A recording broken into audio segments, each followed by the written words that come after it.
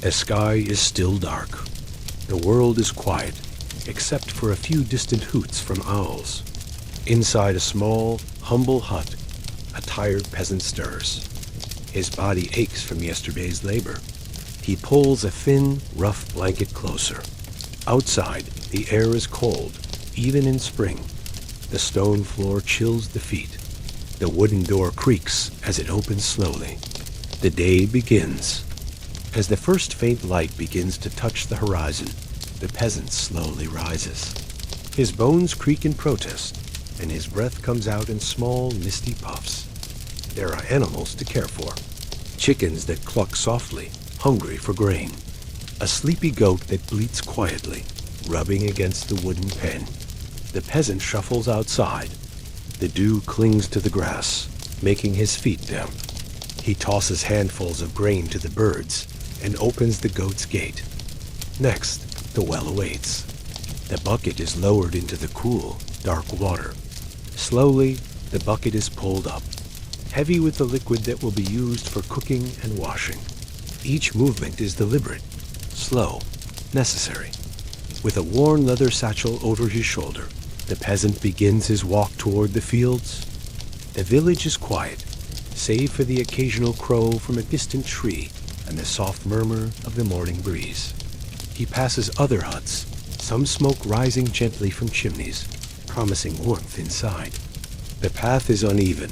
Stones, mud, and patches of grass slow his steps. His feet ache from the rough ground, and the leather soles are thin and cracked. The fields stretch out before him, a patchwork of earth and early crops. The horizon glows softly with the promise of the rising sun. He breathes deeply. Another long day begins. The peasant kneels, hands sinking into the soil, cold and damp. He grips a simple wooden hoe, its handle worn smooth by years of use. Day after day, he turns the earth, loosening it for seeds that will grow slowly, painfully. The sun climbs higher, its warmth a small comfort amid the exhaustion. He pulls stubborn weeds, one by one, careful not to disturb the fragile shoots. His back aches, his fingers blister. There is little rest, for the weeds grow fast and the field is large. He pauses to wipe sweat from his brow, tasting the dust on his lips. The work is endless, and it must be done. At last, the peasant leans against a stone wall, shoulders sagging. He unwraps a piece of hard, coarse bread from a cloth pouch. No butter, no honey, just bread, plain and simple. Beside it, a small bowl of warm porridge, thick and filling. He eats slowly, savoring the rare moment of rest. Around him, the fields shimmer in the midday heat, still and quiet. He listens to the buzzing of insects, the rustle of leaves, the occasional bird call. A brief pause in the toil, a moment to gather strength. After the brief meal, the peasant rises again, muscles stiff but determined. There are fences to mend wooden stakes that lean after the winter winds. With rough hands, he lifts heavy planks, nails them back in place. Each hammer strike rings slowly in the quiet afternoon. The animals need tending again. The goat's gate squeaks as it swings open. The chickens scatter with soft clucks. He watches them peck the earth, hoping for a good harvest, a few extra eggs. The sun begins its slow descent. Shadows lengthen across the fields, stretching like tired arms. With the day's labor done, the peasant shoulders his worn tools and heads back. The path home feels longer now, his feet heavier, steps slower. The village comes into view, smoke rising from chimneys in the growing dusk. Children's laughter drifts faintly from the square. He breathes in the cool evening air, savoring the smell of wood smoke and damp earth. The animals greet him with tired eyes. Home feels small but safe. Back in the hut, the peasant stokes the small hearth fire. Flames flicker, casting dancing shadows on rough stone walls. He stirs a pot of thin stew-root vegetables, a bit of salted meat, if lucky. While the stew simmers, he patches clothes, threading worn fabric with care. The soft sound of needle and thread blends with the crackling fire. His family gathers quietly, words few, smiles rare but warm. They share the simple meal in low light, speaking softly of the day past and the morrow to come. As twilight fades, the peasant takes a moment to step outside once more. The sky is a dark velvet, sprinkled with distant stars. The village is hushed. Only the soft hoot of an owl breaks the silence. He crosses himself quietly, murmuring a short prayer taught by the village priest. Words about protection, about patience, about another day's grace. No grand ceremony, just a simple hope whispered into the night air. Back inside, he readies the hut for the cold hours ahead. A few embers glow faintly in the hearth. He covers the thin straw mattress with a threadbare blanket, folded carefully. The peasant settles down on the hard mattress made of hay. The blanket is rough against his skin, but it is warmth enough. His body sinks slowly into the soft straw, aching from hours of labor. The cold creeps through cracks in the wooden walls, chilling his toes. He pulls the blanket tighter, breath slowing. Outside, the wind whistles softly through the trees. Inside, the house is still. His eyes close. The day's worries and weariness fade. Sleep comes slow and deep. Tomorrow will begin just like today. Cold dawn, slow chores, long walks, hard work. But for now, rest is a small comfort. A quiet pocket of peace in a life filled with toil. The peasant dreams perhaps of softer beds, or warmer fires, or fields ripe with golden grain. And as the night deepens, so too does his sleep. The small hut lay in near complete darkness, save for the faintest glimmer of starlight slipping through the cracks between the roughly hewn wooden boards. Outside, the night was still and quiet, the silence only interrupted by the occasional chirp of a cricket or the distant hoot of an owl. Inside, the peasant stirred. His body was stiff from yesterday's labor, every joint complaining softly. The rough woolen blanket wrapped around him was thin and worn, offering little warmth against the chill that seeped through the floorboards. He blinked slowly, his eyes adjusting to the dimness. The cold air clung to his skin, causing him to shiver slightly as he sat up on the hard wooden bench that served as his bed. There was no mattress, only a thin layer of straw beneath the coarse blanket, packed tightly to provide some cushion from the unforgiving planks. The peasant breathed deeply, the breath forming small clouds in the frosty air. His hands rubbed together, trying to coax warmth into his fingers. Outside, the first hints of dawn had yet to arrive, but the world was already beginning its slow, predictable turning. He knew the day ahead would be long and exhausting, just like every other. But there was no choice. Life required labor, and labor required waking. The peasant rose carefully, his joints protesting each movement. He pulled on his worn leather shoes, cracked and faded from years of wear. His clothes, patched and faded, hung loosely on his thin frame. Stepping outside, the cold bit sharply at his exposed skin. The village was still asleep, the only sounds the soft clucking of chickens nestled beneath the wooden roost, and the gentle bleating of the goat confined within a rickety pen. Their breaths puffed out in white clouds in the chilly morning air. He reached into a burlap sack and scattered handfuls of cracked grain across the dirt, watching the chickens scramble eagerly to peck at the food. The goat stretched and nuzzled his outstretched hand, waiting patiently for its morning offering. Next came the well, a simple stone structure with a wooden frame. He lowered the bucket slowly, the creak of the rope mingling with the morning silence. The water was cold and fresh, a welcome reprieve from the dry throat left by yesterday's toil.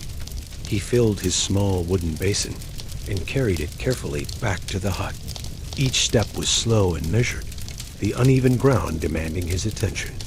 The sun had not yet risen, but the faint pink glow on the horizon promised warmth soon enough. The village was still mostly asleep as the peasant stepped onto the narrow dirt path leading out of the cluster of huts. The air was crisp, carrying the faint scent of damp earth and the distant sound of a brook gurgling softly. His leather shoes sank slightly into the soft ground, worn thin and creaking with every step. Around him, the first light of dawn began to color the eastern sky in gentle shades of pink and orange, promising a new day. Birds stirred in the trees, their songs tentative and sweet.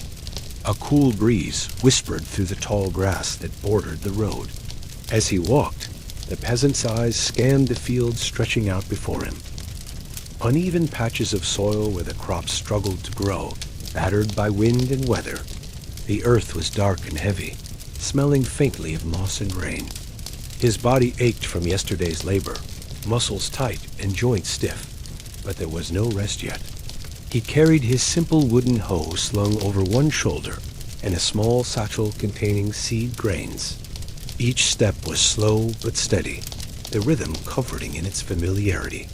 The sun climbed higher, its light warming his back as he approached the open field that would consume most of his day. The peasant arrived at the field, the soil cool and soft beneath his worn boots. He lowered the wooden hoe from his shoulder and took a moment to survey the land. Rows of sprouts peeked shyly from the earth-young shoots of barley and wheat, fragile but hopeful. With a deep breath, he bent to his task. The tool scraped against the soil, turning it over slowly, breaking up clods and preparing the ground for new seeds. His arms ached almost immediately, muscles tightening with a repetitive motion. Sweat began to bead on his forehead, despite the chill in the air. Between the planting, he pulled weeds carefully, wary not to uproot the tender crops. Each stubborn root pulled from the earth felt like a small victory against the relentless spread of unwanted plants. His fingers grew raw and sore from the effort. The sun climbed steadily higher, casting a warm light that promised relief from the morning's cold. But there was no time to pause, for long the fields were vast, and the work never truly ended. After hours bent over the earth, the peasant finally allowed himself a moment of respite. He settled beneath a gnarled oak tree at the edge of the field, its rough bark offering a patch of welcome shade.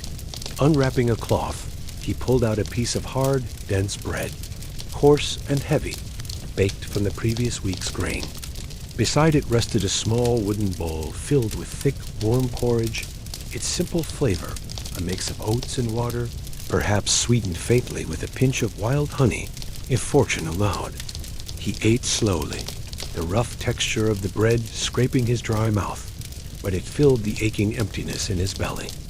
Around him, the fields stretched out, golden in the sunlight, the distant hum of bees busy among the wildflowers. Each bite was a brief comfort amid the hard day, a small reward for the work already done and the hours still to come. With the sun high overhead, the peasant pushed himself back into work. There was more than just planting. Fences needed mending. Wooden stakes leaned and cracked from winter's cold, and gaps allowed wandering animals to slip through. Using a heavy hammer fashioned from iron, he drove nails into the rough planks, each strike echoing faintly in the quiet countryside. The rhythm was steady but exhausting. His fingers ached from gripping the hammer, and splinters pricked his skin. Nearby, the goats grazed lazily, and a few chickens scratched the dirt with persistent energy. He paused to shoo them gently away from the newly seeded patches, mindful of the delicate work. Though his back burned with fatigue, the peasant knew these tasks were necessary to protect the fruits of his labor.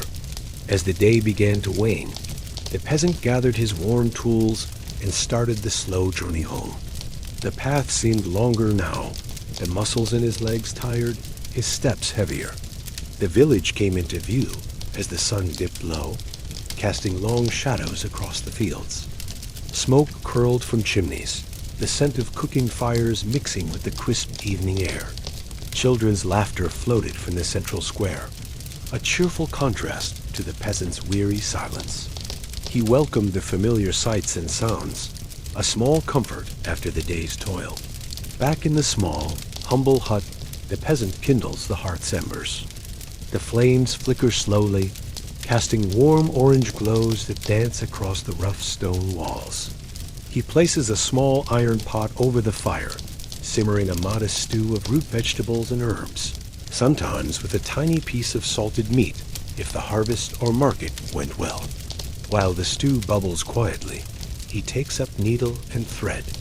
The fabric of his tunic is worn thin in places, patched many times before. His hands move steadily but carefully, stitching holes and tears that could widen if left unattended. The quiet punctuations of needle through cloth mix with the soft crackling of the fire. His family gathers nearby, faces tired, but warm with familiarity. Words are few but meaningful, shared in the soft glow of candlelight. They speak quietly of the day's events, the coming weather, and hopes for the harvest. As the sky darkens, the peasant steps outside briefly. The village rests under a blanket of stars, peaceful and still. He makes the sign of the cross, whispering a short prayer for safety, good health, and strength to face another day. Returning inside, he stokes the fire once more, then settles his few belongings neatly. The cold night air creeps through the cracks in the walls, chilling the small room despite the fire's warmth. He folds a coarse wool blanket over the thin hay mattress, preparing for the long night ahead. The peasant eases himself down onto the rough mattress of straw, the texture prickly but familiar. He pulls the heavy, scratchy blanket over his shoulders and breathes deeply, letting the weariness settle into his bones. The cold creeps through the wooden walls, chilling his toes, but the steady rhythm of his breathing slowly warms the air around him. Outside, the wind whispers through the trees, a soft lullaby of rustling leaves. Inside, the flicker of the dying fire casts long shadows that dance gently across the floor. His eyelids grow heavy.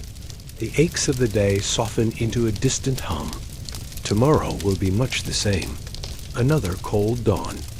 Another slow walk to the fields. More bending, planting, and waiting. Long hours beneath the sun, hands blistered and back aching. But for now, rest is a small grace. A quiet moment of peace amid hardship.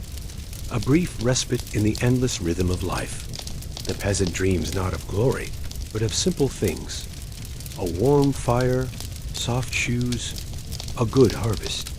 And as sleep deepens, so too does the quiet stillness of the medieval night. Imagine waking up before dawn, long before the sun begins to cast its golden rays across the fields. The air is cool and heavy with mist. You live in a small village, a cluster of rough wooden huts with thatched roofs, nestled beside muddy roads and rolling fields. Here, life is simple and hard. In this world, villagers are always dirty and tired. It's not because they don't care. It's because every day is filled with hard labor, scarce water, and a struggle against dust, mud, and grime that seem to stick to their very skin. Tonight, we'll wander through the dusty lanes, peek inside their humble homes, and listen to their slow, weary footsteps. We'll discover why medieval villagers could never quite wash away the dirt or the tiredness that clung to them like a second skin. The village roads are not paved. They are tracks of dry dirt that turn to thick, sucking mud when it rains. Each step kicks up dust, settling on clothes and skin.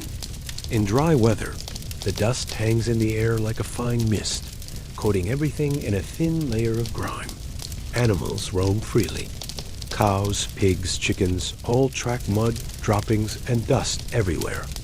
Their hooves and feet disturb the earth, leaving the village lanes sticky and smelly.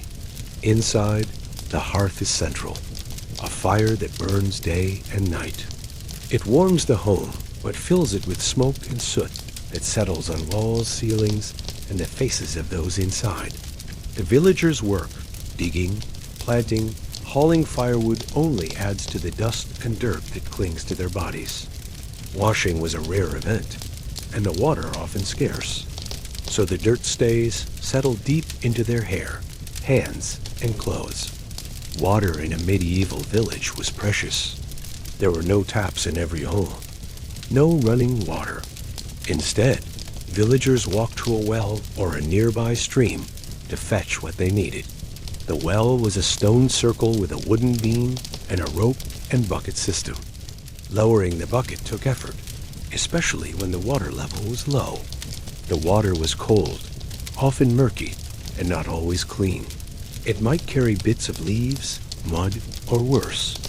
Washing the body was a rare luxury. A bath was often a wooden tub heated over the fire, filled with water that had to be carried and preserved carefully. Most people washed their faces and hands, but a full bath was infrequent once a week or less. Clothes were washed in the stream or river, but soap was scarce and expensive. Villagers scrubbed garments on rocks, using rough fabric to beat the dirt out. Because of this scarcity, dirt and grime were almost permanent companions. The peasant's day was ruled by the rising and setting of the sun. Before dawn, the village stirred slowly awake. He dressed in rough woolen clothes, patched and worn, and stepped outside his small hut to face the day's endless toil. The fields were vast stretches of earth, often hard and unforgiving. Plowing was done with a simple wooden plow pulled by oxen or horses. Slow and heavy work that required patience and strength.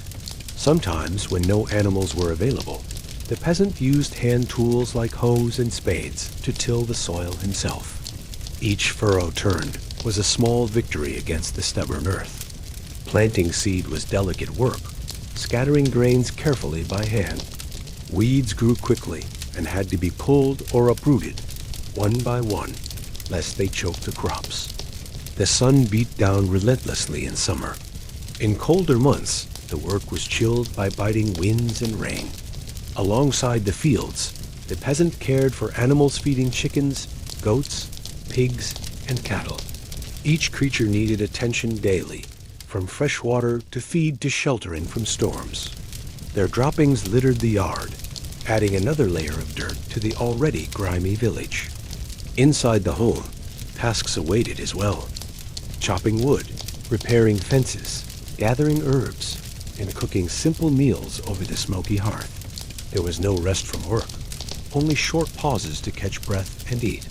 Every bone ached, every muscle protested.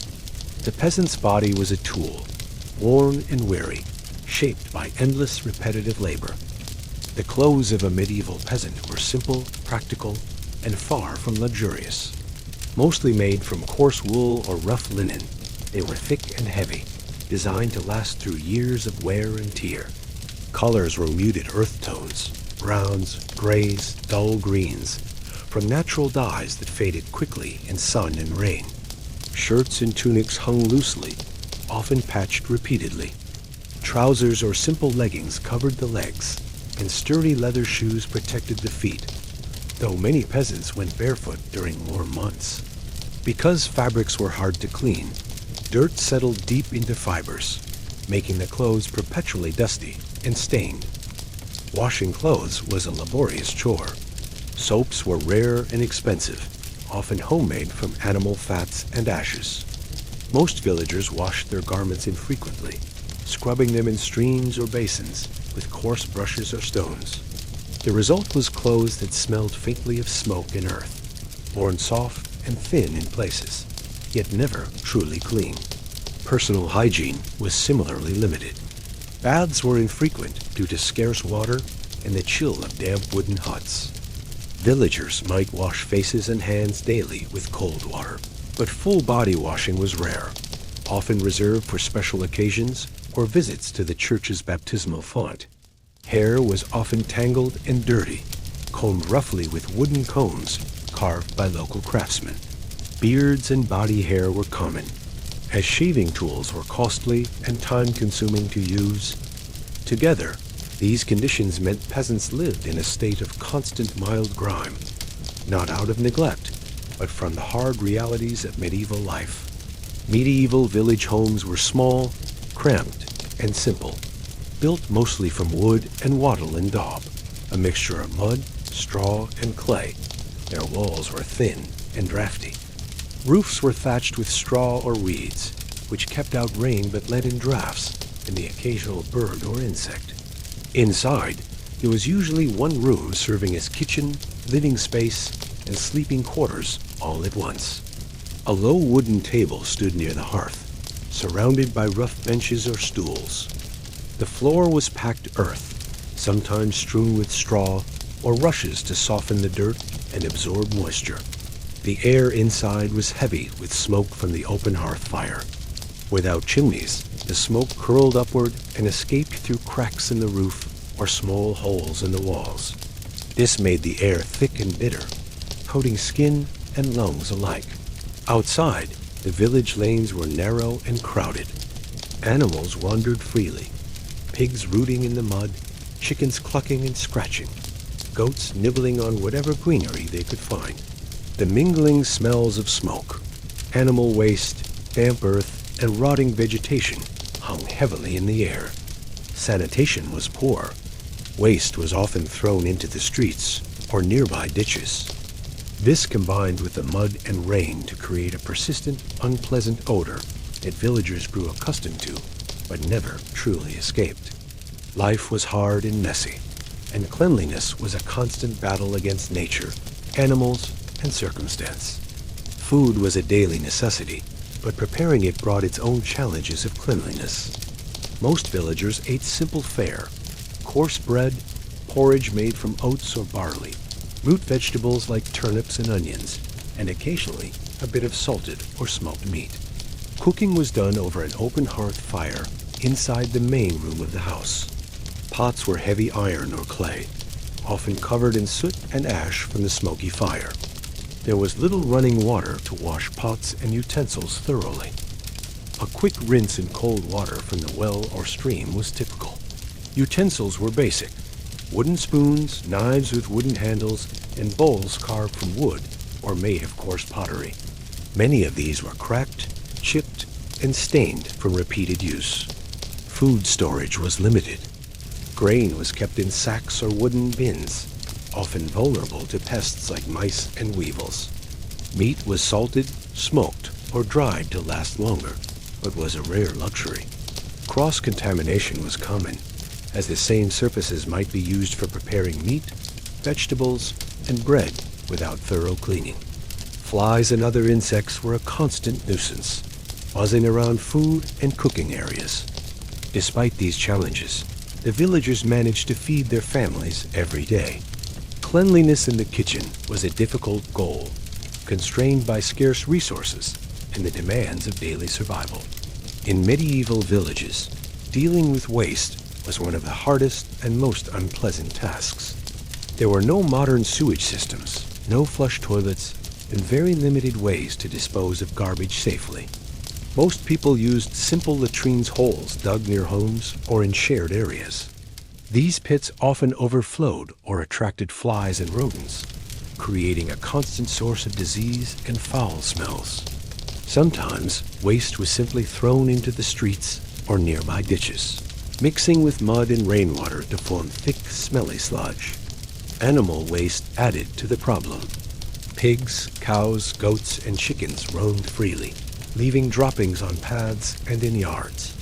Cleaning up after them was a daily chore, but never fully eliminated the smell or mess.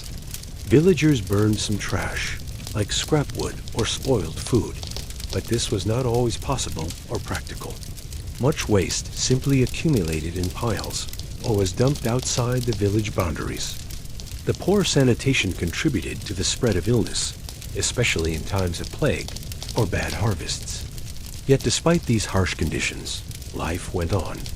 People adapted, enduring the smells, the flies, and the grime as part of their daily reality. Living in a medieval village was hard on the body and spirit. Days were long, often stretching from dawn until well after sunset, with little rest in between. The physical toll of constant labor tilling fields, tending animals, repairing homes left peasants exhausted and aching. Nutrition was simple and often insufficient. Meals of coarse bread, porridge, and seasonal vegetables provided basic energy but lacked many vitamins and nutrients. Meat was rare, usually reserved for special occasions or the wealthier. Frequent illnesses were common. Poor sanitation, contaminated water, and cramped living conditions spread infections easily. Diseases like dysentery, typhoid, and respiratory infections claimed many lives, especially among children and the elderly. Fatigue was constant. Peasants woke early, worked hard, and went to bed on hard straw mattresses, their bodies sore and their minds weary. Sleep was often interrupted by cold, hunger, or the noises of village life. Despite the hardships, villagers carried on, bound by community, faith, and the unyielding cycle of seasons and survival. The passing of seasons marked the rhythm of medieval village life, each bringing its own challenges to cleanliness and comfort. Spring and summer offered longer days and warmer weather, but also mud and dust. After winter's thaw, the roads turned to thick, sticky mud that clung to boots and clothing. Villagers tracked mud into their homes, where it dried into gritty dust. The sun baked the earth in summer, sending clouds of fine dust swirling through the air, settling on everything. Insects became more numerous with warmth. Flies buzzed incessantly around food and animals, landing on skin and clothing alike. Sweat and grime built up under heavy woolen clothes, making discomfort a constant companion. Autumn brought cooler air and rain, soaking the ground and making daily chores wetter and messier. Leaves and rotting vegetation added to the smells that filled the village lanes. Winter was cold and harsh. Frozen ground cracked beneath weary feet, and snow sometimes buried the village under thick white blankets. Water sources froze, making washing even harder. Fires inside huts crackled and smoked, filling homes with soot and ash. Throughout all the seasons, cleanliness was a constant struggle, an ongoing battle against weather, dirt, and the limits of medieval life. In medieval villages, ideas about cleanliness were very different from what we know today. Dirt was often accepted as a natural part of life, an unavoidable companion in a world without modern comforts. Cleanliness was linked not only to health, but also to moral and spiritual ideas. The church taught that caring for the soul mattered more than the body. Washing the body was encouraged during certain religious festivals or before attending church, but everyday bathing was not common. Some believed that too much washing could weaken the body or open it to illness. Clothing was a symbol too. Worn, patched clothes showed a hard-working life and was a mark of one's humble status. Rich people had finer clothes, but even they faced challenges staying clean. Dirt and grime were often seen as signs of honest labor, evidence of a day spent working the land or caring for animals. Villagers did not generally shame each other for being dirty. It was simply life. In this way, the persistence of dirt and tiredness was woven deeply into the social fabric of medieval village life. Religion played a central role in medieval life, shaping not only beliefs, but daily habits, including cleanliness. The church emphasized spiritual purity, which sometimes influenced how people thought about their bodies and washing. Baptism was the most important ritual, involving water symbolizing cleansing of the soul. People would gather at the church for this sacred washing, but regular bathing was not part of everyday religious life. Holy days and feast days often included communal washing or pilgrimages to sacred springs and baths, believed to have healing or purifying powers. But these were rare occasions, not daily routines. Monks and nuns followed stricter rules about cleanliness. Monasteries often had special baths and running water, and washing was part of their discipline. This contrasted with peasants, whose daily washing was limited by resources and work. At times, religious teachings discouraged excessive washing, fearing it could weaken spiritual resolve or invite sickness. People believed that hardships like dirt and fatigue were part of God's zest of faith and endurance. Despite these views, faith also offered comfort and hope, helping villagers endure their harsh, dirty lives with patience and prayer. Though water was scarce and bathing infrequent, medieval villagers had ways to manage their cleanliness as best they could. Simple tools and everyday practices helped them fight off dirt and discomfort in a world without modern conveniences. Combs and brushes, wooden combs, often hand-carved, were prized possessions. They were used not only to untangle hair, but to remove lice and dirt. Sometimes, special tickling sticks were used to help dislodge pests hiding in hair and beards. Washing with cloths and rags. Without frequent baths, people wiped their faces and hands with damp cloths. These cloths were rinsed in cold water from wells or streams, then wrung dry and reused. Herbs and fragrant plants. Villagers sometimes rubbed fragrant herbs like lavender, rosemary, or mint on their skin and clothes. These plants masked odors and were believed to have cleansing or protective properties.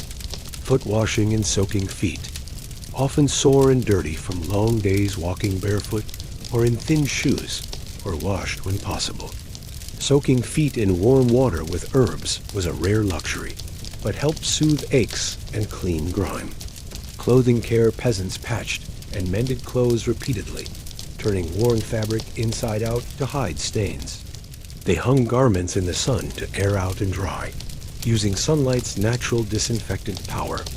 These simple methods offered small relief in an otherwise tough, grimy life, small rituals of care and dignity amidst hardship. The life of a medieval peasant was a never-ending cycle of work, weather, and survival. From the moment dawn broke, the village stirred to life, and peasants faced long days filled with exhausting tasks. Early mornings and late nights. Peasants woke before sunrise, often in the cold and darkness. There was no rest in the morning. Chill work began immediately. By candlelight or dim dawn, they dressed and prepared for the day, often with little food to fuel their bodies. Physically demanding labor, the work itself was grueling. Fields needed plowing, sowing, weeding, and harvesting, all done mostly by hand or with simple tools. Heavy tools like wooden hoes, spades, and plows pulled by oxen required strength and endurance. Animal care, tending animals added another layer of responsibility. Feeding, cleaning stalls, milking, and protecting livestock took hours daily.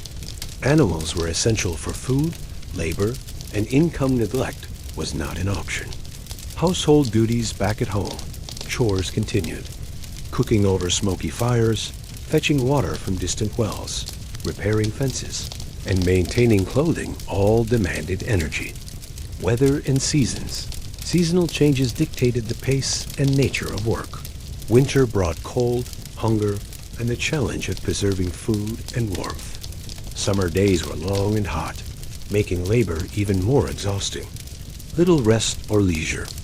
There was rarely time for rest or recreation. Evenings were spent preparing for the next day, eating simple meals and sleeping on hard straw beds. Fatigue built up, day after day, week after week. No wonder peasants were always tired. Their lives were a constant, tiring struggle to survive and provide for their families. Though the life of a medieval peasant was filled with dirt, fatigue, and hardship, it was also a life rooted deeply in community and resilience. Villagers depended on one another, sharing labor, resources, stories, and faith. Their bonds were forged through shared struggles and simple joys. Celebrations at harvest, the warmth of a communal fire, and the quiet comfort of family. The dirt on their hands and the weariness in their bones were marks of a life lived close to the earth. Their days may have been long and exhausting, but they held meaning and purpose in the rhythms of nature and tradition. Though modern comforts make us forget the harsh realities of the past, understanding this slow, gritty life reminds us of the strength and endurance of those who came before. So as we close the day, imagine the tired medieval peasants settling in for rest, the fire's glow soft and flickering, the night wrapping gently around the village. A moment of peace before the cycle begins anew. Thank you for wandering through the quiet, dusty lanes of history with me. May this slow, sleepy journey bring calm and a deeper appreciation for the rhythms of life long ago. Let's step back in time to a small medieval village perhaps nestled at the edge of a forest, where the morning mist clings low to the ground. In the soft light of early dawn, smoke curls gently from a thatched roof. The smell of damp earth and wood smoke drifts through the air. You approach a hut, small, quiet, and warm by time. This is not the home of nobility. It is the dwelling of a peasant family, perhaps a farmer, his wife, and their children, maybe a grandmother too, all living under one sagging roof, huddled together against wind, rain, and cold. Tonight, you won't be following knights or kings. You'll be sitting quietly by the smoky hearth, listening to the creaking timbers, feeling the cool packed earth beneath your feet, and learning the quiet, constant struggles of living in a medieval hut. The hut itself is modest, built from what the land offers. Timber from the nearby forest frames the walls. Strips of woven branches, called wattle, are packed with daub, a muddy mix of clay, straw, and dung, to fill the spaces between. The roof is thatched with reeds or straw, tied in bundles and layered thickly to keep out the rain. But it doesn't always work. Wind sneaks in through gaps. Rats and birds make nests in the thatch. Insects hide in the muddy daub. Still, this hut is a shelter, one built by calloused hands over time. It creaks in the wind, leans slightly to one side, and sags beneath the weight of seasons.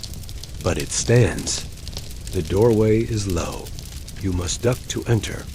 The wooden door is held by leather hinges and secured by a wooden latch. There is no lock. Let's step inside. Inside, the light is dim. There are no glass windows, just small openings near the roof, perhaps covered with animal hide or oiled cloth to let in a trace of sunlight. The air is thick with the smell of smoke, old straw, sweat, and soil. Your eyes adjust slowly. It's one room, just one. To your left, a fire pit, the hearth, with a blackened pot suspended over the coals. To your right, a wooden bench and a low table, rough-hewn and uneven.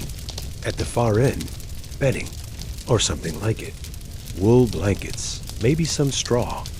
A pile of rags to soften the dirt floor. A chicken clucks softly in the corner. A goat shifts in its stall near the back wall. Yes, animals live inside too. This is the whole world for one medieval family. One dark, smoky, crowded room. This single room is everything. It is kitchen, bedroom, workshop, nursery, and shelter from the world. There are no walls to separate one activity from another.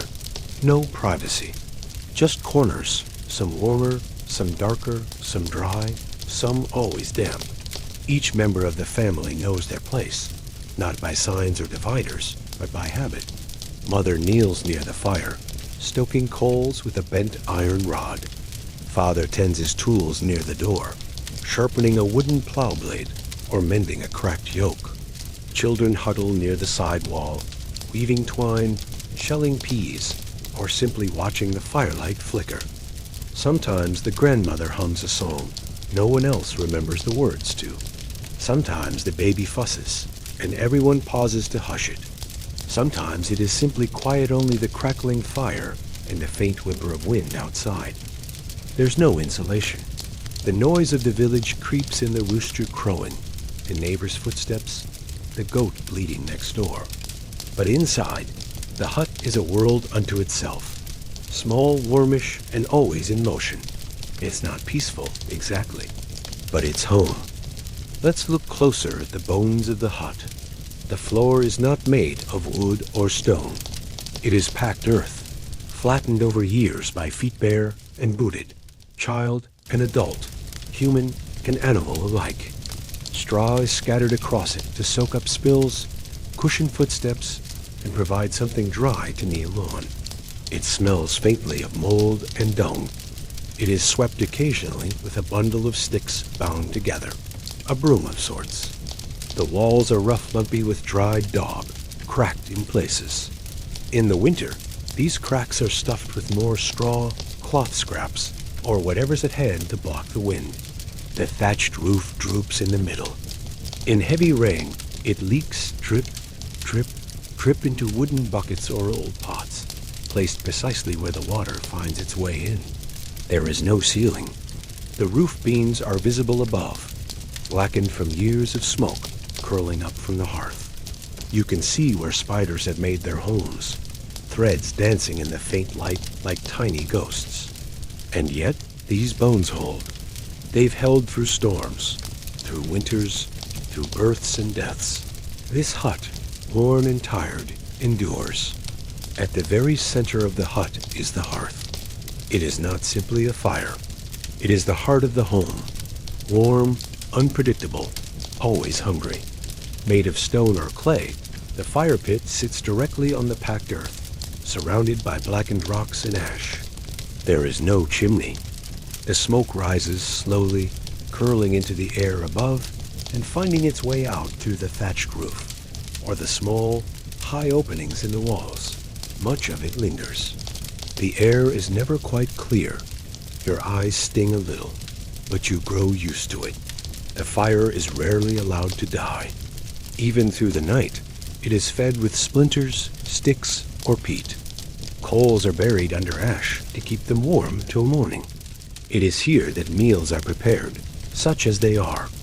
A pot of thin barley stew, a crust of bread reheated on a stone, a leek or onion dropped into boiling water, bubbling quietly while the family waits. The hearth also provides the only real light once the sun fades. Its orange flicker glows across the walls, casting long, restless shadows. People gather around it not just for warmth, but for comfort. It's where stories are told, where prayers are whispered, where children fall asleep. The hearth is smoky, yes, but it is the only source of warmth in a cold, wide world. The medieval hut lives mostly in shadows. There is little light inside, even on the brightest days.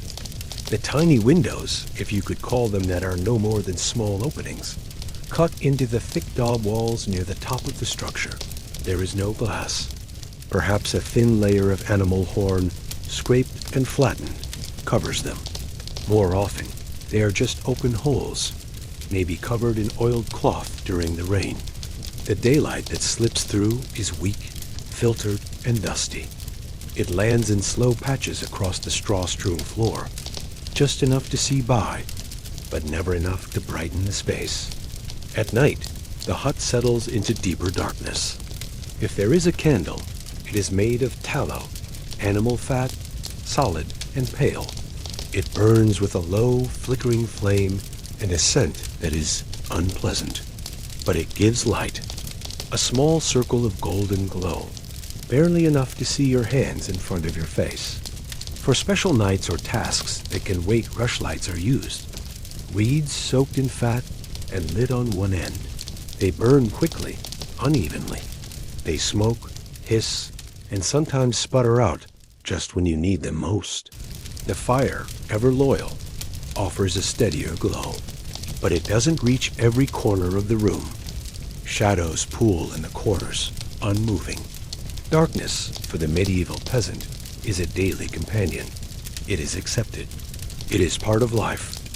You do what you must by daylight, and then you rest. There is little in the way of furniture inside a medieval peasant hut. No shelves, no closets, no polished tables or comfortable chairs. Every piece has a purpose. Every object is made, not bought, crafted by hand or passed down over seasons, sometimes generations. The table is low and rough, its surface uneven from years of chopping, kneading, and repair. It rests slightly crooked on the packed earth. No tablecloth, no decorations, just bare wood, blackened where hot pots have been set, and gouged by knives now grown dull. Around it sit stools, three-legged and handmade. They creak with every shift of weight. Sometimes there's only one stool, and the others must sit on the ground, knees tucked beneath them. In one corner, a chest, heavy, plain. Inside it might be wool for mending, a precious spare tunic, or the family's only spoon wrapped in cloth for safekeeping. A few pegs are driven into the wall to hold cloaks or a string of onions. Perhaps a wooden bowl sits on a ledge, filled with coarse salt or dried beans. Maybe a clay cup, chipped but treasured. That's all. In this tiny, dim world, furniture is not about comfort. It is about necessity. It stands quietly, doing its job, no more, no less. Sleep in a medieval hut came only after the body had earned it, after a day of walking, lifting, digging, and mending. There was no mattress, no pillow, no linen sheets or quiet turned-down rituals. In one dark corner, closest to the hearth, a pile of straw was spread out on the floor. Sometimes the straw was laid over an old sack or thin layer of cloth. Often it was bare. It crunched and rustled with every movement. A wool blanket, rough and scratchy, might be draped over the top. If the family had more than one, it was shared. Wool holds warmth, even when the air bites at the skin. There were no bedrooms. The whole family slept in the same room. Parents, children, sometimes grandparents, all curled into the same soft heap for warmth. On cold nights, the fire might still smolder quietly. The coals cast a dull red glow across the faces of sleepers. You could hear breathing, a cough, a murmur from a dream. Mice sometimes scurried nearby, or a chicken flapped once in its sleep. But mostly it was still. Sleep came easily in such fatigue. When your muscles ached and your feet throbbed, when the dark wrapped itself around the hut like a blanket, you surrendered. There were no alarms. Only the light of day would tell you to rise and begin again. Inside the dim, smoky hut, food was prepared with whatever was on hand, whatever the earth, the season, or the animals could spare. There was no pantry, no icebox, just a few sacks, jars, and bundles stored in the coolest corner near the door. Grain was the foundation of almost every meal. Barley, oats, rye. They were ground into flour using a heavy stone quern, turned slowly by hand until the coarse meal was ready. Bread was baked over the hearth or on flat stones beside the fire-dense, chewy dark. Stews were common. Simple things: onions, cabbage, dried beans, if they were lucky. A piece of salted meat dropped into the pot if there was any to spare. The pot hung over the fire, bubbling slowly for hours, absorbing the smoke, the warmth, and the patience of its maker. Utensils were few: wooden spoons, rough clay bowls, maybe one iron ladle for stirring. Children sometimes used their hands. Food was not served in courses. It was shared all at once, with no ceremony. Drinks were simpler, still thin ale, made weak and sour to keep it from spoiling. Sometimes just water, drawn fresh from the well and brought in a clay jug. Meals were eaten in near silence, each bite thoughtful and steady. Not rushed, not celebrated, just nourishment. Enough to continue. Inside the medieval hut, smells and sounds were constant companions, weaving a tapestry of life that was sometimes comforting, sometimes harsh. The air was thick with the scent of wood smoke, curling upward from the ever-burning hearth. It mingled with the earthy dampness of packed dirt floors and the faint, sweet decay of straw scattered about. There was the sharp, sour tang of sweat clothing and skin alike after long hours of work under sun and wind. Animals added their own unmistakable aromas. The faint musk of a sleeping goat, the sharpness of chicken feathers, the heavier, pungent smell of pig or cow nearby. Sometimes the air was tinged with the faint sweetness of herbs, prying from a bundle hung near the ceiling. Lavender, rosemary, or thyme. Not all smells were pleasant. The warmth of the hut amplified the odors of unwashed bodies, cooking food, and animal waste. Mingled together, they created a smell unique to the humble home one accepted, familiar, and rarely spoken of. Sounds echoed softly through the small space. The crackling fire was a steady, comforting murmur. Wood creaked and settled with the cool of night. The soft cluck of a chicken, the rustle of straw as someone shifted position to find comfort, a child's quiet breathing in sleep, sometimes a cough, or a distant murmur from outside. Together, these sounds and smells told the story of a life lived close to nature, marked by endurance and quiet rhythms. In a medieval village, animals were not only part of the livelihood, they were part of the home itself. Space was tight, and many families shared their hut with a handful of animals. A goat might rest in a corner, its soft bleating mixing with the creaks and whispers of the hut. Chickens roamed freely, clucking softly as they searched for scraps. Sometimes a piglet slept near the hearth, warm and safe from the cold outside. Animals provided food, labor, and even warmth. Their bodies radiated heat that helped warm the damp, chilly room. Their movements stirred dust and straw, and their smells mingled with those of people and fire. Caring for animals indoors was a constant task. Stalls or simple pens built from wooden poles kept larger animals contained. Manure had to be cleaned regularly, though clean was a relative term in the muddy village. At night, the animals settled, their breathing slow and steady. The family could feel the rhythm of life, human and animal, beating as one. Living with animals indoors was noisy, smelly, and messy, but it was also comforting and necessary, a small ecosystem of survival in the heart of the hut. Water was precious in the medieval village. There was no running water, no taps inside the hut. Instead, water had to be fetched from the village well or a nearby stream. Carrying heavy wooden buckets was hard work, and so water was used sparingly. Washing the body was a rare event. A full bath might happen only once a week, or less, if at all. A large wooden tub would be filled with water heated over the fire, but the water cooled quickly in the cold hut. Sometimes, family members took turns soaking feet or washing hands and faces with a damp cloth. Soap was uncommon and costly. When available, it was made from animal fat and ashes. Villagers often used herbs or sand to scrub away dirt. Clothes were washed in the stream or in the little water carried back to the hut. Washing was a tiring chore, and drying clothes could take days, depending on the weather. Because water was limited and bathing infrequent, people lived with a certain amount of dirt and grime. This was accepted as normal, part of life. Despite the challenges, the peasant family did their best to stay as clean as possible, balancing survival with hygiene in a tough world. Each day in the medieval hut followed a steady, predictable rhythm, shaped by the seasons, the weather, and the needs of the family.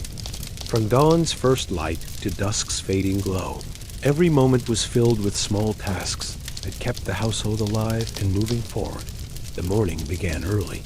Even before the sun peeked over the horizon, someone, usually the father or eldest son, would rise, wrap a coarse cloak around their shoulders, and step outside to tend the animals. Feeding chickens, letting goats out to graze, and checking on the pigs were important chores, done while the air was still cool and fresh. Back inside, the mother might start a fire or check the pot simmering over the embers. Preparing simple meals of porridge or thin bread dough demanded attention and patience. Children were kept busy with tasks suited to their age. Shelling peas, spinning wool, mending clothes, or gathering kindling from nearby woods were typical duties. Their small hands moved quickly, learning the rhythm of work early. Throughout the day, the family rotated through chores. Repairing tools, weaving baskets, collecting water, sweeping the dirt floor, and tending a small patch of garden were woven into the fabric of daily life. Rest was brief and rare. Meals were taken quickly and quietly, often while standing or sitting on a rough bench. There was little time for leisure or play, except in the simplest moments. As dusk approached, chores wound down. The fire was stoked, the animals secured, and the family gathered near the hearth for warmth and rest. Though the work was hard and unending, it was shared, each person a vital thread in the fabric of the home. The life inside a medieval hut was not easy. It was filled with cold mornings, smoky air, hard work, and constant fatigue. Yet it was also a life of quiet endurance, a slow, steady rhythm of survival. Families lived close, sharing warmth, food, and shelter. Neighbors depended on neighbors. Faith, tradition, and simple acts of kindness helped carry them through harsh winters and lean seasons. The dirt, the smells, the smoke, they were part of a world without modern comfort. Yet within that world, people found meaning in their work, in their families, in the small joys like the flicker of firelight on a cold night, or the soft breath of a sleeping child. As you close your eyes tonight, imagine the tired medieval peasant settling down in the straw bed, the gentle crackle of the hearth fire fading to silence. Outside, the village sleeps too, waiting for the next dawn, the next day of work and endurance. Thank you for sharing this quiet journey into the past. May it bring you calm, rest, and a deepened sense of connection across the centuries. As the fire's glow softens and the night deepens, the household settles into silence. The day's fatigue has woven itself into heavy eyelids and slow breaths. The peasant sits quietly for a moment, feeling the warm wood beneath him, the lingering warmth from the hearth, and the cool air creeping through the cracks. Thoughts drift not of grand plans or distant places, but of simple things. The coming harvest, the weather forecast whispered by the wind, the hope that the children stay healthy. Outside, the village is still. Only the occasional hoot of an owl or the rustle of leaves breaks the calm. The animals rest, too, tucked into their corners and pens, their breaths slow and even. In this fragile peace, the peasant finds a moment of calm on a soft pause before the cycle begins again with the dawn. Though the work is never done, and the days are long and hard, these quiet moments are precious. They are the small threads of hope, resilience, and endurance that have carried generations through the centuries. Though the peasant's hut was small and the day long, life was not lived in isolation. The village was a tight-knit web of families, neighbors, and friends, all connected by shared labor, faith, and tradition. Villagers helped one another through the hardest times: harvest, winter storms, illness, or repairs after storms. If a roof leaked badly, neighbors might come with ladders and tools to fix it.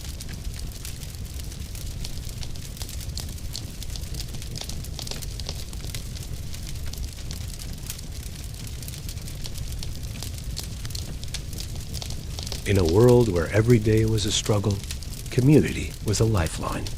The shared smiles, stories, and small acts of kindness carried as much weight as the physical labor. Though the peasant was tired, he was not alone. Despite the relentless demands of work, the medieval peasant year was punctuated by moments of celebration times when the village came alive with music, food, and fellowship. These festivals marked the turning points of the agricultural calendar. Harvest festivals in late summer brought relief and thanks for the crops gathered. Villagers shared what little they had, dancing around bonfires, singing old songs passed down through generations. Winter feasts offered warmth and light in the darkest months. Neighbors exchanged simple gift eggs, preserved fruit, or handmade crafts. The air filled with the scent of roasting meat and spices, rare luxuries in a peasant's life. Religious holidays were also times of gathering and rest. Church services brought the community together in prayer and song. Pilgrimages and fairs added color and excitement to the routine. For a few precious hours or days, the hard edges of life softened. Laughter echoed in the village square. Children played freely, and stories flowed like the weak ale shared by all. These celebrations were brief escapes, reminders of joy and hope amid the toil. The passing seasons shaped every aspect of peasant life, especially the daily experience inside the hut.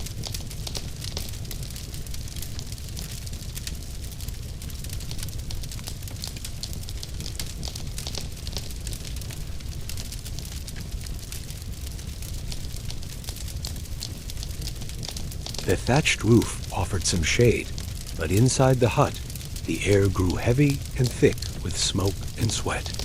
Windows might be covered with damp cloth to keep flies out, and the family drank thin ale or cool water when it was available.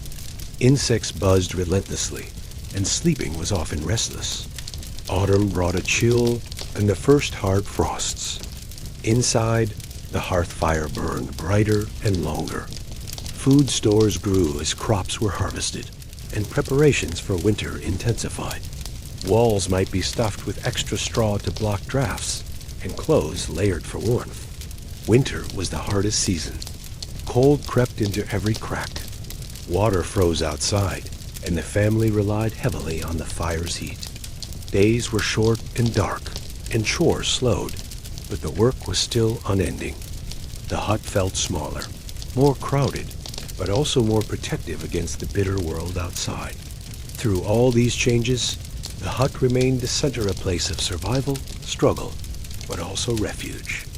Life in the medieval hut was tough, dusty, and exhausting, but it was also filled with small moments of joy that brought light to the darkness. A child's laughter breaking through the morning chores. The quiet warmth of a cat curled near the fire. A simple meal shared with loved ones, eaten without rush or fuss. The feel of soft wool against rough skin. A rare sweet taste of honey or berry savored slowly. Even the flickering dance of firelight cast a kind of magic shadows on the walls, telling stories without words. Songs hummed quietly during work, or prayers whispered at dusk.